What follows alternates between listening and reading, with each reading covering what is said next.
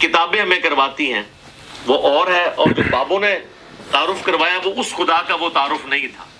तो किताबों को फॉलो किया जाए, और सिर्फ उन बाबों को फॉलो किया जाए जो किताबों को फॉलो करते हैं। ये कहते नहीं बाबों को नहीं मानते, सर हम बाबों को मानते हैं, लेकिन अगर बाबे किताबों के खिलाफ हो जाएं तो उन बाबों की इज्जत क्यों करें? बाबों की इज्जत क्यों थी? किताबों की वजह से। अगर वो किताबों के दुश्मन हो जाएं और कहेंगे किताबें डायरेक्ट पढ़ने से इंसान गुमराह हो जाता है, कुरान और सुन्नत, तो हम तो कहेंगे फिर तो सबसे पहले तो तुम्हारी बुजुर्गी फारिग ना, क्योंकि तुमने ये सब कुछ अवेल किया था इसी निस्बत से। अब जब तुम उस निस्बत से ऐलान बरात कर रहे हो और उस निस्बत का मजाक उड़ा रहे हो उल्टा, तो फिर तो हम यही कहेंगे ना कि तुम तो आस्तीन में छुपे हुए सांप हो। वो नुकसान जो यहूद और नसारा ने इस्लाम को पहुंचाना था तुम पहुंचा रहे हो। मेरा दावा है कि ये शख्स इस सदी का सबसे बड़ा झूठा मक्कार फिराडिया है। किस अंदाज से ये बात कर रहा है कि बुज़ुर्ग ये कहते हैं कि डायरेक्ट कुरान ना पढ़ो गुमराह हो जाओगे, ये हमें कुरान पाक पढ़ने से रोकते हैं। इस सदी के झूठे मक्कार शख्स या उसके चेलो कोई एक किताब दिखाओ, किसी बुज़ुर्ग की किताब दिखाओ जिसमें उन्होंने ये लिखा हो कि आपने कुरान पाक तर्जमे के साथ नहीं पढ़ना, डायरेक्ट नहीं पढ़ना। इतना बड़ा झूठ बोल रहे, और ये सैकड़ों मरतबा ये झूठ बोल चुका है और ये अपने ऊपर लानतें डलवा चुका है कि इतना बड़ा झूठा है।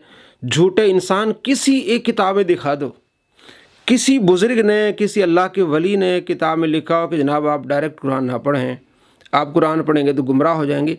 अपनी तरफ से बातें बना बना के बुज़ुर्गों पर फिट करना।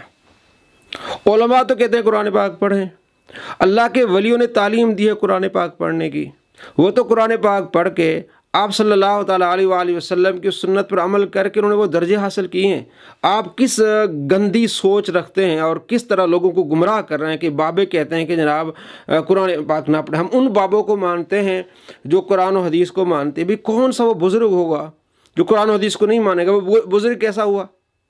अल्लाह के वली बनते ही उस वक्त जब अल्लाह तबारक व तआला की बात करते हैं, ज़्यादा से ज़्यादा कुरान पाक की तिलावत करते हैं। ये झूठा शख्स, इसको चैलेंज है किसी एक किताब में दिखा दे कि किसी बुज़ुर्ग ने ये लिखा हो कि डायरेक्ट कुरान आप ना पढ़ें, कुरान पाक आप तर्जमा ना पढ़ें, आप गुमराह हो जाएंगे। कोई एक किताब दिखा दे। ये झूठा शख्स है और इसके झूठ पर इसके चेले इसी बात को आगे बढ़ाते हैं।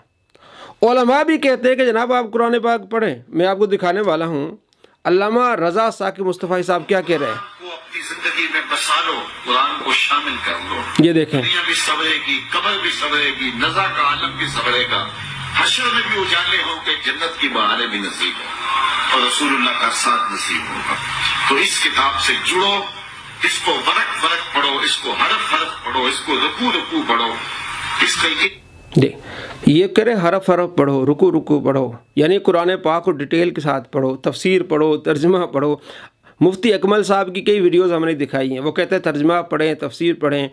अहले सुन्नत की बहुत बड़ी तहरीक दावत इस्लामी, उसके निसाब में शामिल है कि आप डेली आपने सुबह उठ के जो है वो 3 आयत पढ़नी है तर्जमे के साथ और तफसीर के साथ। लेकिन इसने, इस गुमराह शख्स ने इतना इस चीज़ को फैलाया हुआ है कि जनाब ये कहते हैं डायरेक्ट कुरान ना पढ़े। किसी एक किताब में दिखा दो झूठे इंसान, किसी वली ने ये कहा है। औलिया पर इतनी बड़ी तोहमत, इतना बड़ा झूठ और बार बार झूठ।